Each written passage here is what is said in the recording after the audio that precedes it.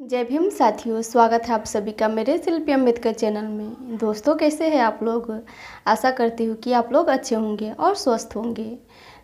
दोस्तों, कल आप लोग इंतज़ार कर रहे होंगे एपिसोड के लिए, तो इसके लिए मैं आप सभी से माफ़ी चाहती हूँ क्योंकि कल मुझे समय नहीं मिला एपिसोड बनाने के लिए। मेरे पति घर पे है नहीं और पापा जी भी कोई काम से बाहर चले गए थे और अचानक से मेरी मम्मी जी का तबीयत ख़राब हो गया तो उनको अस्पताल लेके जाना पड़ा। तो इस वजह से मुझे समय नहीं मिला और मैं एपिसोड नहीं बना पाई।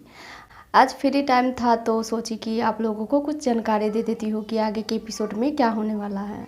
तो जैसा कि आप सभी जानते हैं दोस्तों, आज का एपिसोड 1054 एपिसोड है और इसकी शुरुआत भी चौल से होती है, जहाँ पे भीमराव के जितने भी समर्थक थे उनका साथ दे रहे थे अखबार ऑफिस बनाने के लिए।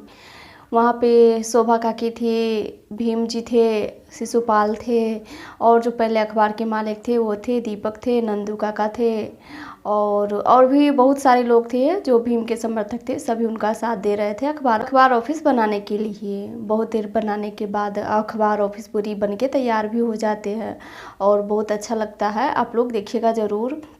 पूरी तरह से अखबार ऑफिस बन के तैयार हो जाते हैं तो उसके बाद सभी लोग खड़े होके देख रहे थे क्योंकि बहुत सुंदर लग रहा था देखने में। तो उसके बाद सभी ये सोच रहे थे कि अब इसका उद्घाटन कौन करेगा। वहाँ पे कुछ लोग थे वो भीम जी से कह रहे थे कि भीमराव अब इसका उद्घाटन करेगा, तो भीम जी मना करते कि नहीं, मैं इसका उद्घाटन नहीं करूँगा, इस अखबार ऑफिस का हकदार कोई और है। तो यह सुन के जीजाबाई कहने लगती है कि हमेशा की तरह हर चीज़ में अपने बाबा को आगे करना चाहता है और इसके बाबा भी उद्घाटन करेंगे और झूठ मूठ का भावुक होंगे, फिर वही रोना धोना करेंगे। तो यह सुनने के बाद भीम जी कहते कि नहीं, इसके हकदार बाबा भी नहीं हैं।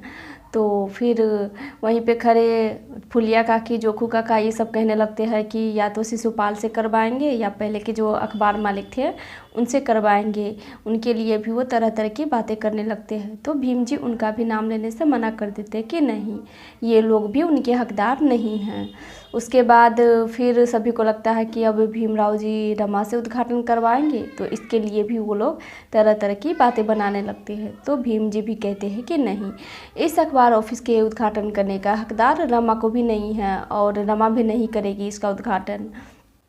जिसके बाद सभी सोच में पड़ जाते हैं कि अखबार ऑफिस का उद्घाटन करेगा कौन। सभी भीम से ही पूछते हैं कि कौन करेंगे।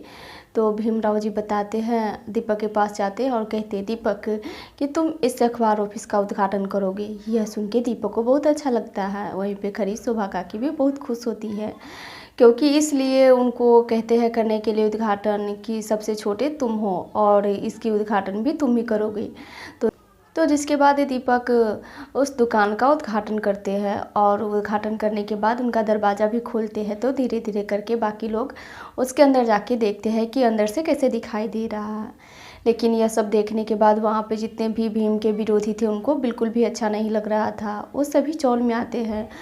सभी एक साथ विचार करते हैं कि भीम के साथ क्या किया जाए, क्योंकि कल भीमराव का जन्मदिन है। तो इसलिए सभी ये सोच रहे थे कि कल भीमराव के जन्मदिन पे उनका जन्मदिन ना मना करके उनके जन्मदिन पे सब मातम मनाए। तो यह सब सोच रहे थे कि कल भीमराव जी के जन्मदिन पे सब मातम मनाए और इसी के बारे में वो सब योजना बना रहे थे। उसके बाद भीमराव जी अखबार ऑफिस के पहले जो मालिक थे वो और शिशुपाल तीनों बैठ के काम करते हैं। कल अखबार में क्या छपेगा उसके बारे में भीमराव जी अखबार मालिक को लिख के भी देते हैं। तो यह देखने के बाद अखबार के जो मालिक थे वो कहते हैं कि भीमराव, पहले ही अखबार में तुमने बहुत अच्छा लिखा है, समानता और एकता की बात की है, ये अच्छा रहेगा। तो इतना सब होने के बाद कहते हैं कि अब बहुत रात हो गई है कि अब हम लोगों को घर चलना चाहिए। तो जिसके बाद शिशुपाल और जो पहले अखबार के मालिक थे वो बाहर आते हैं तो देखते हैं कि रमा वहाँ पे खड़ी होकर और अखबार ऑफिस को देखी जा रही थी। तो सभी उनके ध्यान को भटकाना नहीं चाहते हैं और वहाँ से चले जाते हैं। वहीं पे खड़े भीम रमा को आवाज़ लगाते हैं तो रमा भी खोई हुई थी तो देखती है कि भीम सब वापस आ गए हैं। तो भीमराव जी रमा से कहते भी है कि रमा, तुम अपने पति के सपने को साकार होते हुए देख रही हो तो कैसा लग रहा है। रमा भी खुश होते हुए कहती है कि मुझे बहुत अच्छा लग रहा है। जिसके बाद सभी रात के समय सोने चले जाते हैं। लेकिन जितने भी भीम के विरोधी थे, जीजाबाई, करुणा, फुलिया काकी, जोखू काका, जनार्दन काका, मनोहर काका, ये सभी मिलके अखबार ऑफिस के अंदर जाते हैं। ऐसा लग रहा था कि वो वहाँ पे जितने भी फाइल सब रखे हुए हैं ना, सबको जलाने वाले हैं, ताकि आगे के अखबार भीमराव छाप ही ना पाए।